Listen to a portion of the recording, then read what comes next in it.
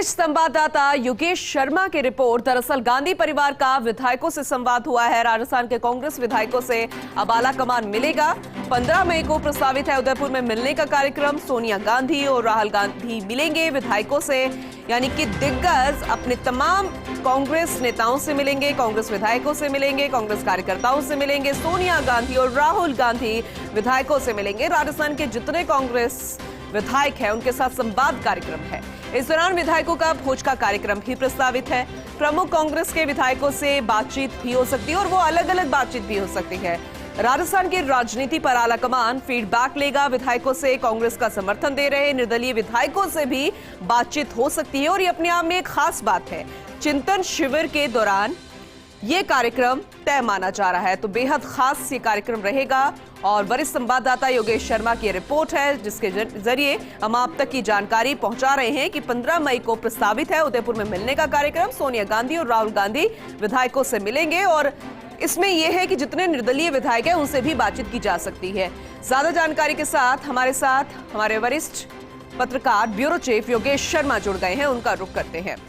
योगेश जी, बेहद खास बात इसमें यह है कि प्रस्तावित कार्यक्रम तो है, लेकिन विधायकों से अलग अलग बातचीत हो सकती है और उसमें भी निर्दलीय विधायकों से भी बातचीत हो सकती है, तो क्या कुछ खास उस दिन रहेगा? पूनम, देखिए, राजस्थान का दौरा है और राजस्थान में चिंतन शिविर है, जिसे ये कहा जा सकता है कि पूरे देश की राजनीति पर और कांग्रेस के भावी रोडमैप पर चर्चा है। लेकिन जहां पर चिंतन बैठक हो रही है, शिविर लग रहा है, और उस प्रदेश की राजनीति पर भी चिंतन होना लाजमी है।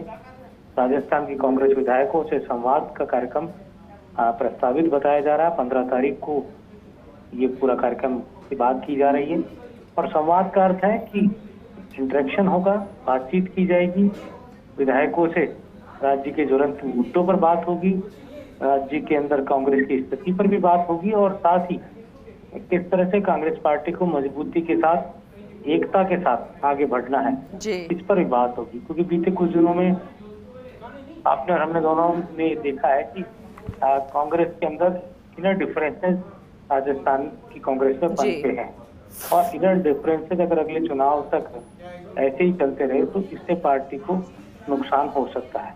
और ये संज्ञान में है कांग्रेस आलाकमान के, राहुल गांधी के, सोनिया गांधी के, प्रियंका गांधी के, और राजस्थान के कांग्रेस विधायक क्या सोचते हैं इस पूरे घटनाक्रमों को लेकर, उनकी क्या राय होनी चाहिए और कैसे उनको पार्टी की एकता के लिए काम करना चाहिए, इस दिशा में मुझे लगता है बातचीत यहाँ पर हो सकती है। और सबसे बड़ी बात है कि जो 13 निर्दलीय विधायक जो कांग्रेस पार्टी को सपोर्ट कर रहे हैं, उन्हें भी आमंत्रित किया जा सकता है।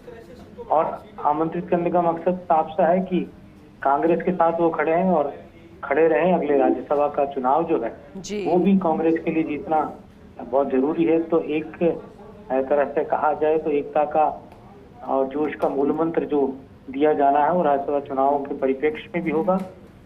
उन निर्दलीय विधायकों का भी साथ लेना होगा जो कांग्रेस पार्टी को सपोर्ट कर रहे हैं और कांग्रेस के अंदर अपने कुनबे को मजबूत भी रखना है। और राज्यसभा चुनाव में 4 सीटें हैं, 2 सीटें कांग्रेस कंफर्म मान के चल रही है, एक बीजेपी कंफर्म मान के चल रही है। अब चौथी जो सीट है उसका दंगल निश्चित तौर पर होना है। अगर भारतीय जनता पार्टी चौथी सीट पर उम्मीदवार उतारेगी या भारतीय जनता पार्टी का समर्थन से कोई उम्मीदवार आएगा तो निश्चित तौर पर चौथी सीट के लिए दिलचस्प मुकाबला होगा। ऐसे में कुनबा पूरी तरह एक रहा कांग्रेस पार्टी का तो चौथी सीट कांग्रेस के खाते में आता है। बिल्कुल, आपने बिल्कुल सही कहा योगेश जी, क्योंकि एकजुटता, यही संदेश देना आलाकमान का मकसद रहेगा। बहुत बहुत शुक्रिया तमाम जानकारी देने के लिए।